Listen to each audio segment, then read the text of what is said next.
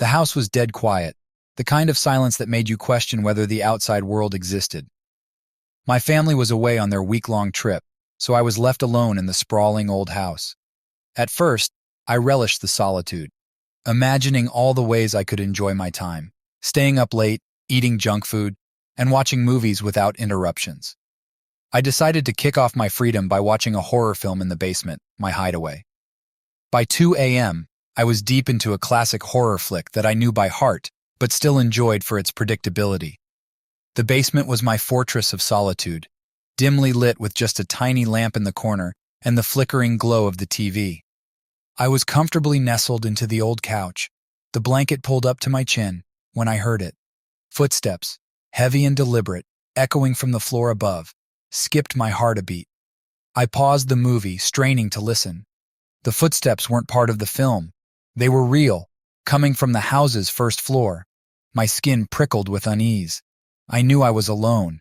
My family had left hours earlier, and the only other people in the house were supposed to be me and the silent emptiness. I froze, barely daring to breathe. The footsteps continued, moving slowly across the wooden floor, their weight making the old house creak in protest.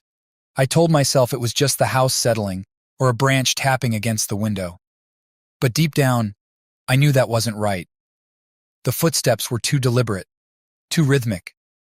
I took a deep breath, trying to muster the courage to investigate. The thought of someone, or something, walking around my house while I was downstairs made my heart race. The footsteps grew closer to the basement stairs, each step echoing louder in my ears. Fear rooted me to the spot. I crouched behind the TV, my blanket wrapped around me like a shield. The steps reached the top of the basement stairs and paused. The air felt heavier, charged with the tension of the unknown. I could almost hear the thick and oppressive silence. Then the sound of something heavy crashing to the floor broke the silence. I jumped, adrenaline surging through me. I had to see what was happening.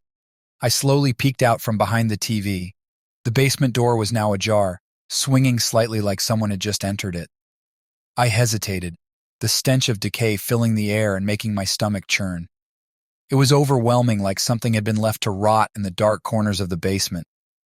Panic surged through me. I couldn't stay here. I bolted for the stairs, stumbling as I rushed to the front door. My hands shook as I fumbled for my phone, dialing the neighbor's number. I burst out of the house and sprinted to their door, breathing ragged gasps. I explained the situation, my voice barely more than a whisper, and they called the police. When the officers arrived, I led them back to the house, my nerves frayed. They searched the basement and found the body of Mr. Johnson, the elderly neighbor who had had a heart attack. But there was more. The police discovered evidence of someone else being in the house with me, footprints and other signs that suggested a second presence. I was left with more questions than answers, racing to understand what had happened that night. The house's silence was almost deafening after the adrenaline had worn off. I had called the police and waited for them at the neighbor's house, my mind racing with the fear of what I had just experienced. I felt dread and curiosity as the officers arrived and began their search. What had happened down there? What was it that I had heard? When the police finally finished their investigation and left, they gave me a brief report. Mr. Johnson, the elderly neighbor, had been found dead in the basement. The initial cause of death was a heart attack. That was horrifying enough, but something else unsettled me deeply. The police had discovered other signs in the basement, footprints in the dust that didn't match Mr. Johnson's size or mine. There were also traces of a scuffle, a tipped-over chair and scattered papers. It seemed like someone had been in the basement recently, moving around. But who? And why had Mr. Johnson ended up there? I returned to the house to take a look for myself. The basement door was still ajar, and the mess I had seen before was still there, as if frozen in time. My footsteps echoed in the empty house as I descended the stairs, the darkness enveloping me again. The smell of decay, now mixed with the faint scent of mildew, still lingered in the air. I examined the basement more closely. The heavy thud I had heard must have come from the large box that had fallen over. I approached it cautiously, trying to piece together what could have happened. The box was filled with old, dusty items, family heirlooms, photographs, and what looked like old medical records. Nothing seemed out of the ordinary, but the presence of these items was unsettling.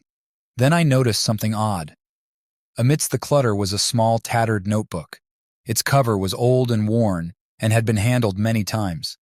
I picked it up, brushed off the dust, and opened it. Inside were a series of scrawled notes, primarily indecipherable, but one entry caught my eye.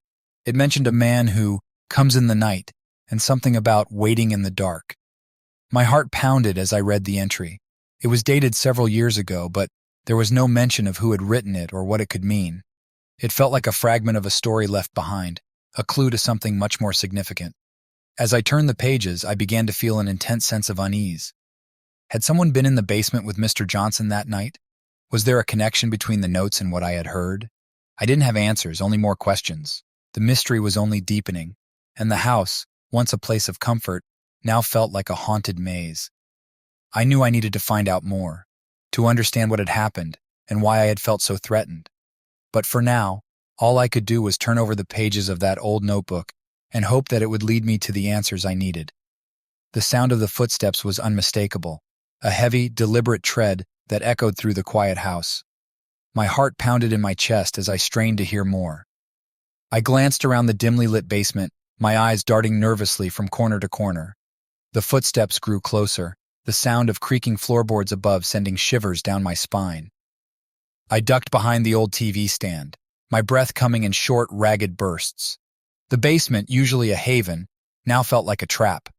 I wrapped myself tighter in the blanket, trying to make myself as small and inconspicuous as possible. The sound of footsteps continued, each step growing more distinct, more urgent. It was as if someone was deliberately making their way towards the basement. The footsteps paused at the top of the stairs. I held my breath, listening intently as the silence seemed to stretch out forever. The only sound was the faint, rhythmic thumping of my heartbeat.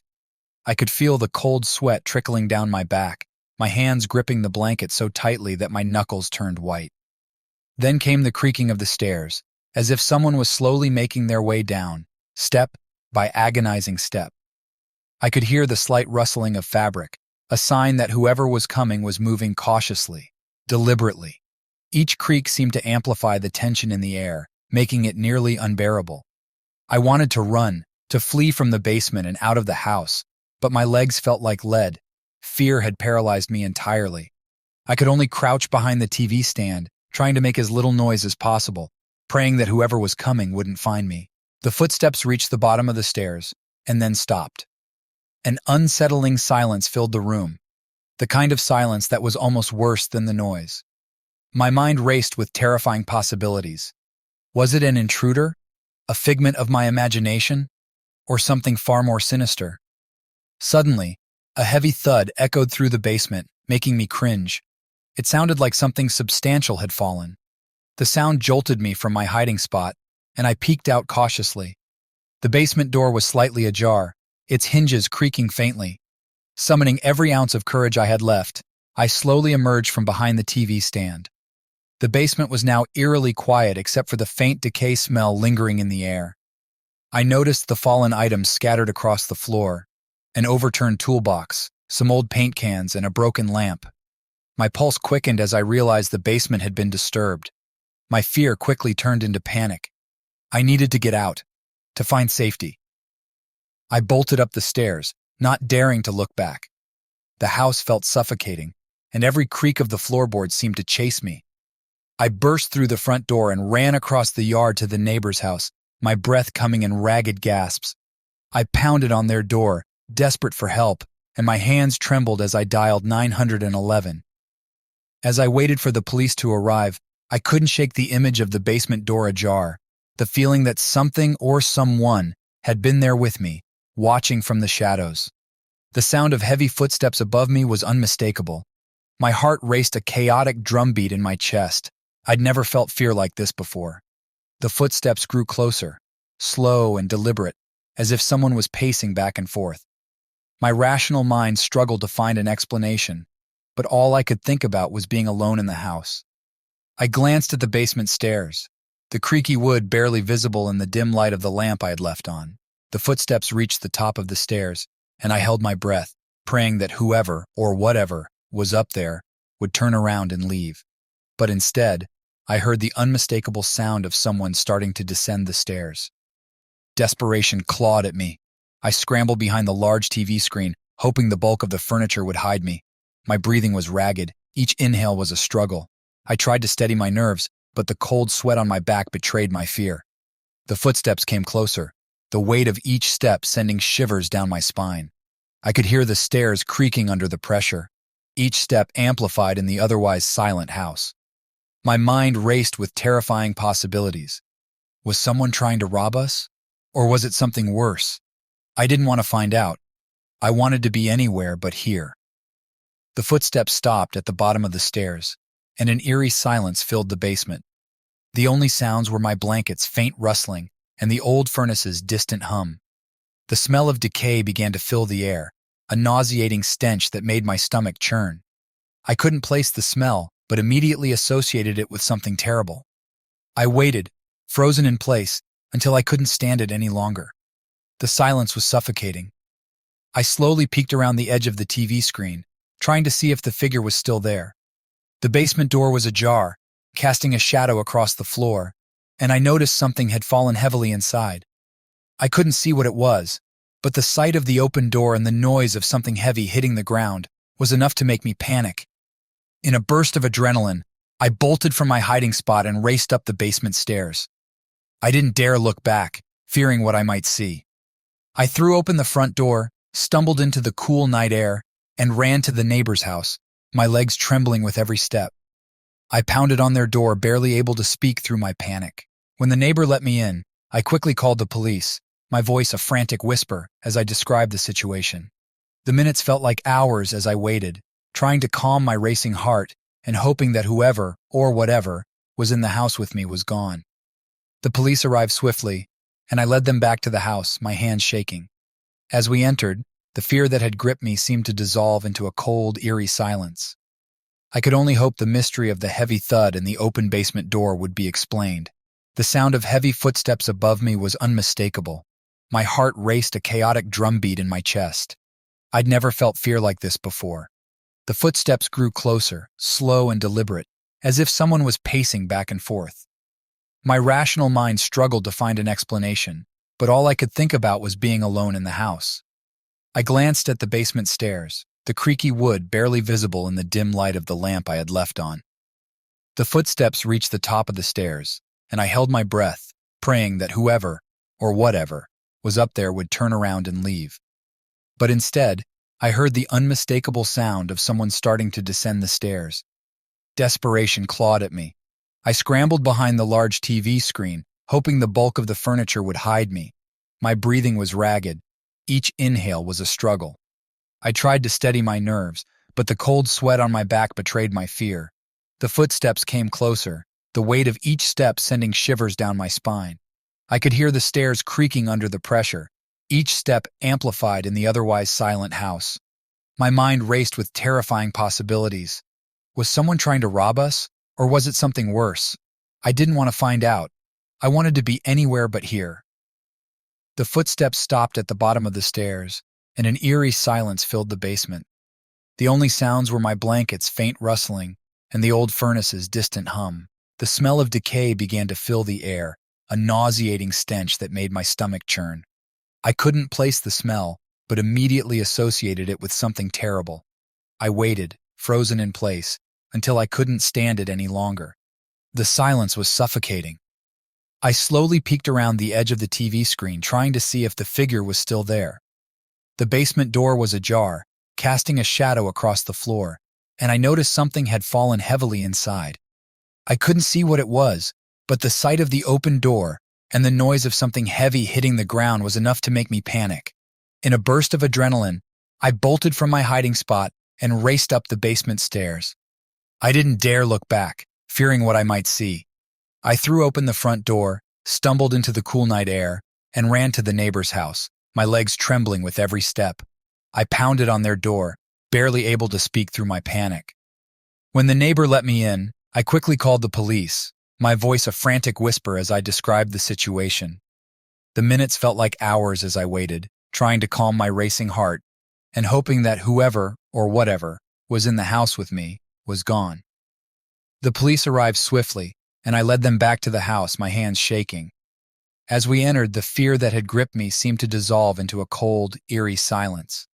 I could only hope the mystery of the heavy thud and the open basement door would be explained. The nights following my terrifying experience in the basement felt like a strange blur. I tried to convince myself it was an overactive imagination, but the house had taken on a different atmosphere. The isolation seemed to amplify every sound, every creak, and I couldn't shake the feeling that I wasn't alone.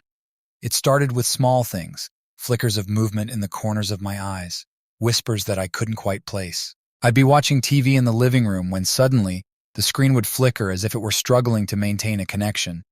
The house itself seemed to groan and shift as if it were alive. Each night, the noises became more insistent, more distinct. I could hear footsteps pacing back and forth in the hallway, just as I had that night. Sometimes they'd come closer, as if someone were walking up and down the stairs. One particularly unsettling night, the power went out completely. The sudden darkness was oppressive, and for a few moments I felt completely disoriented. I stumbled around the house with a flashlight, trying to find the source of the outage. As I passed the basement door, I noticed it was slightly ajar.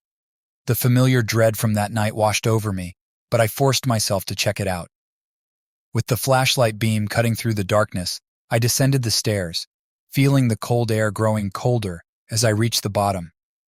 The basement was just as I had left it, but the smell of decay, faint but unmistakable, hung in the air. My heart raced as I scanned the room, searching for signs of what might have caused the disturbance. Suddenly, the basement door slammed shut behind me. I spun around, my breath catching in my throat. I tried the door, but it was locked tight.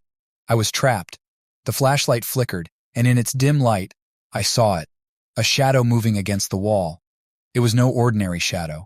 It seemed to shift and waver, as if it had a mind. Panicking, I pounded on the door, shouting for help, but my voice seemed to get swallowed by the thick darkness. Then, I heard the sound of footsteps again moving around me in the pitch-black basement. I felt like I was being circled by something I couldn't see, and the sensation was paralyzing. The flashlight went out entirely, plunging me into total darkness. The footsteps stopped, replaced by an eerie silence. After what felt like an eternity, the basement door creaked open, and the lights flickered back on. I was alone. I stumbled out of the basement, my heart pounding, and locked the door behind me. I lay awake in bed that night, trying to piece together what had just happened. The house felt different, as if it were watching me, waiting. I knew that whatever was in the house with me wasn't done. It had been trying to communicate something, to make its presence known, and I had no idea what it wanted or how to stop it. I couldn't shake the uneasy feeling that had settled over me after the police left. My heart raced with every creak of the old house, and sleep felt like a distant luxury. I spent the night tossing and turning, plagued by the sight of Mr. Johnson's lifeless body and the chilling evidence of another presence in the house. The next night, I resolved to confront the fear that had taken hold of me. I decided to try something bold. Maybe, if I could make contact with whatever or whoever had been in the house with me, I might find some answers. I knew it was a long shot, but I had to try. I set up a small table in the basement where the strange noises had started. I lit a candle in the center, the flickering flame casting long, eerie shadows on the walls. The basement was still and silent, except for the occasional wind rattling the old windows. I tried to calm my nerves, reminding myself this was just a way to get closure. "Is anyone here?" I asked aloud, my voice trembling slightly. "If you are, please show yourself." I waited in the darkness, the only light coming from the candle.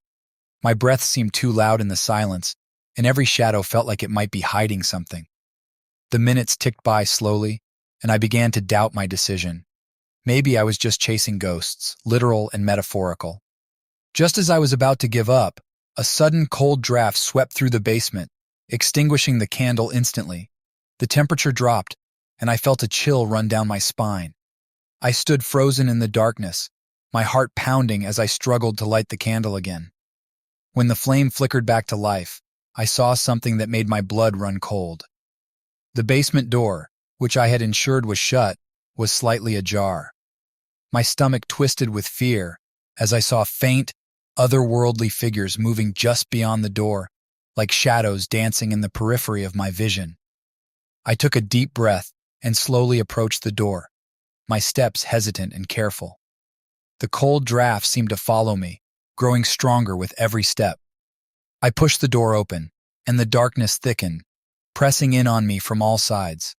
As I peered into the darkened hallway, I saw a shadowy figure standing at the end of the corridor.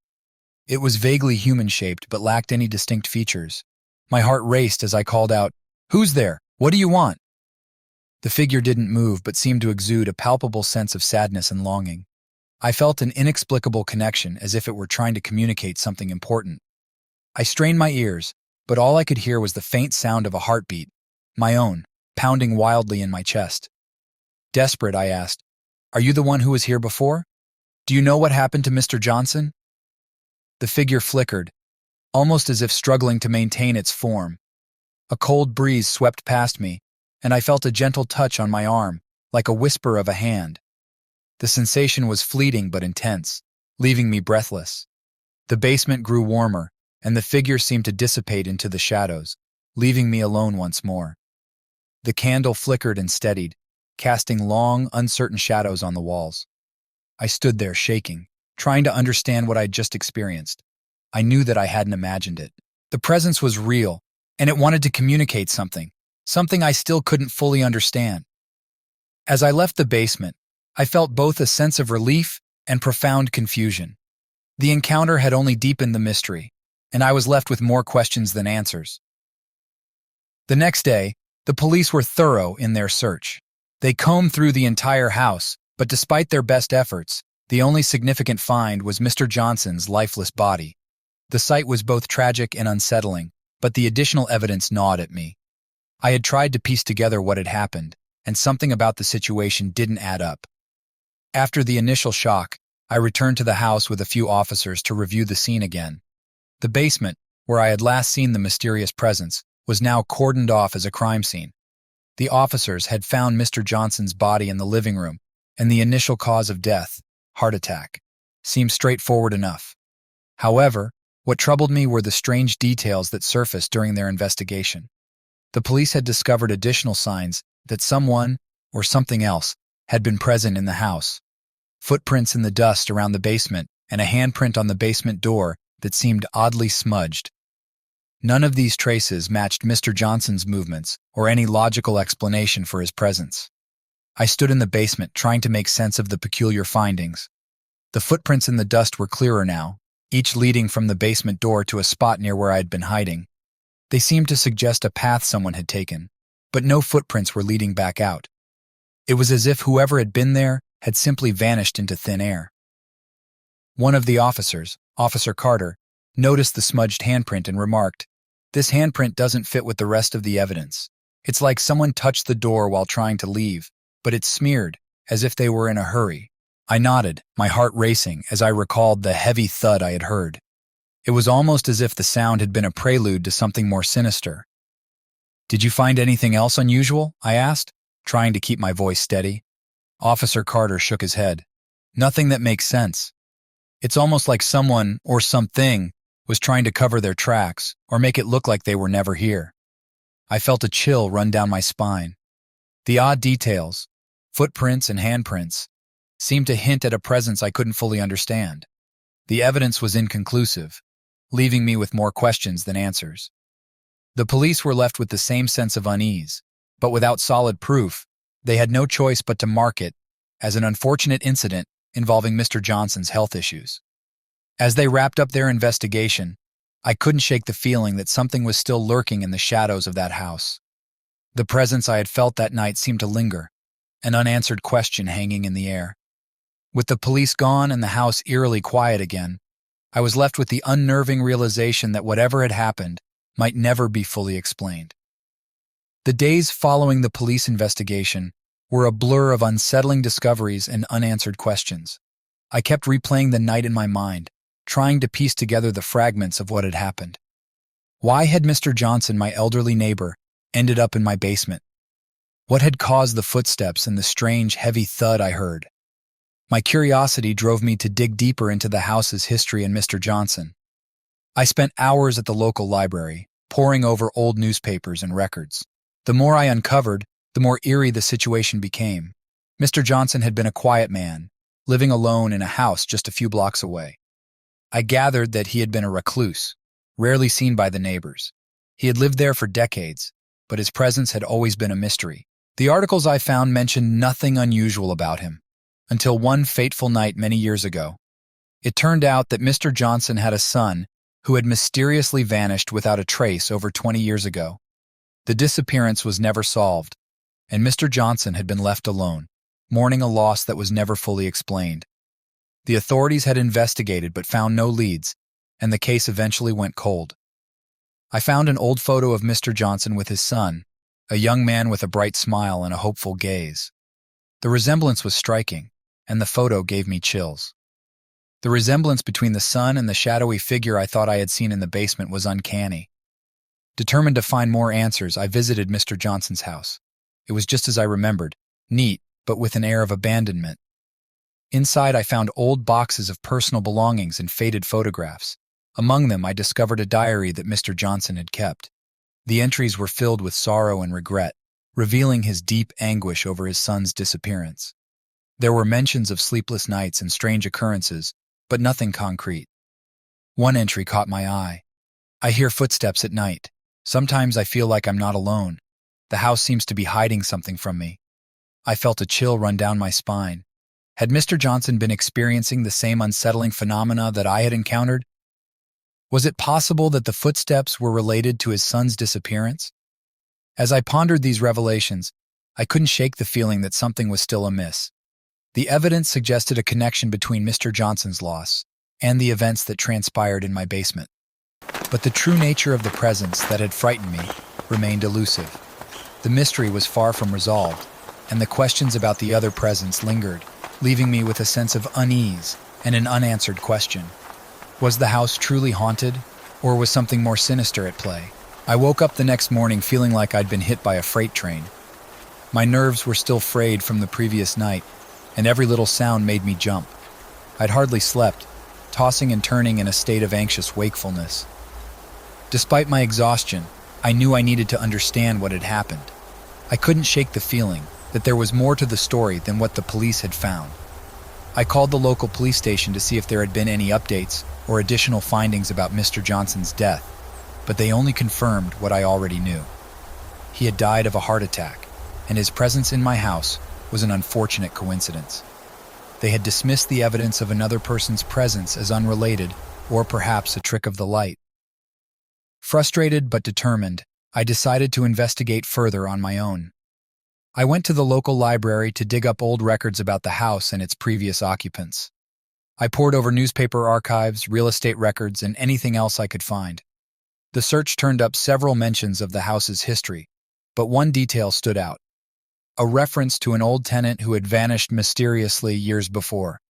The name was Robert Ellis. According to the records, Robert had been a reclusive elderly man who lived in the house before us. He had disappeared without a trace about 15 years ago. I found a few old newspaper clippings mentioning his disappearance, but no substantial information about what had happened to him. The case had gone cold, and the trail had gone cold with it. Armed with this new information, I visited the local historical society to dig deeper. They had some records about Robert Ellis, including a few personal letters and a diary that had been donated by a former neighbor. Reading through the diary, I discovered that Robert had been a troubled man, plagued by fear and paranoia. He had written about hearing footsteps and seeing shadows moving around the house, even though no one else was there. The entries grew more frantic as time went on, detailing his fears of being watched and his belief that the house was haunted. The more I read, the more I realized that Robert's experiences mirrored what I had gone through. The sense of being watched, the heavy footsteps, the mysterious presence, it all fit. I couldn't ignore the chilling possibility that Robert's ghost, or whatever had haunted him, might still be lingering in the house. That night, I decided to return to the house. My heart raced as I approached, the familiar creak of the old steps making me tense. I carefully entered, bracing myself for whatever I might find. The house was still as quiet as it had been the night before. I made my way down to the basement, where everything had started. As I reached the bottom of the stairs, the air felt colder than usual. I set up a small recording device, and sat in the middle of the basement, trying to summon the courage to face whatever might come. I talked into the darkness, asking if Robert Ellis was still there and if there was something he needed to say. For a long while, there was nothing but silence. Then I heard it, a faint, almost imperceptible whisper, like someone was trying to speak but couldn't quite manage. The temperature dropped sharply, and the smell of decay from that night seemed to return, stronger than before. My heart pounded in my chest as I looked around, trying to see if there was anything or anyone in the shadows. The recording device picked up some faint, unintelligible sounds, but nothing clear enough to make out. I listened to the playback, feeling a mix of relief and disappointment. There were no concrete answers, no clear evidence of a supernatural presence. Yet, the sense of being watched remained, as if the house itself was holding its breath. I left the house feeling both unsettled and intrigued. The mystery of Robert Ellis and the events of that night were far from resolved. The presence I had felt, the signs of someone else being there, none of it was easily explained. I knew I might never fully understand what had happened, but the experience had changed me. The house, once a place of comfort, now felt like a puzzle I couldn't solve, a dark corner of my mind that would always hold its secrets. I resolved to keep an eye on the place and to be vigilant about any unusual occurrences. Maybe one day the truth will come to light. Until then, the house would remain a haunting reminder of the night when reality and mystery blurred into something I couldn't quite grasp.